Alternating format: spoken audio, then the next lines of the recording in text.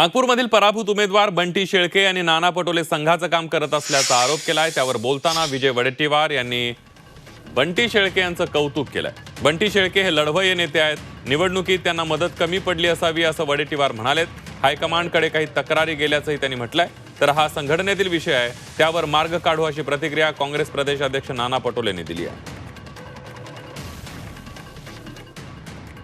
एकटा बंटी शेळके बोटावर मोजण्या इतके काय म्हणते काँग्रेस पक्षाचे कार्यकर्ते नेते माझ्यासोबत तिथे माझ्यासोबत माझी निवडणूक लढत होते आणि सन्माननीय प्रांताध्यक्ष नाना पटोलेजी जी आहे, मी थेट तिथे आरोप केला ना की भाई RSSचे एजंट आहे म्हणून, आणि खरंच हे RSSचे एजंट आहे। या काँग्रेसच्या कार्यकर्त्यांमध्ये जे आहे, कार्यकर्त्यांमुळे जो आहे काँग्रेस पक्ष आहे, आता त्या कार्यकर्त्यांची निवडणूक आहे। त्या कार्यकर्त्यांच्या निवडणुकीच्या वेळेस महानगरपालिकेच्या ज्या तिकीट आहेत त्या नाना पटोलेजींच्या माध्यमातून आणि नागपुरातले त्यांचे जे CP आहे, प्रस्थापित जे काही CP आहे, त्यांच्या माध्यमातून तिकिटा या वाटल्या नाही गेल्या पाहिजे।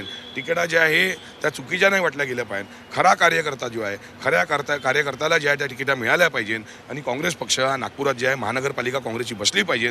त्याच्यामुळे जे आहे मी आता आपली कंप्लेंट करणार।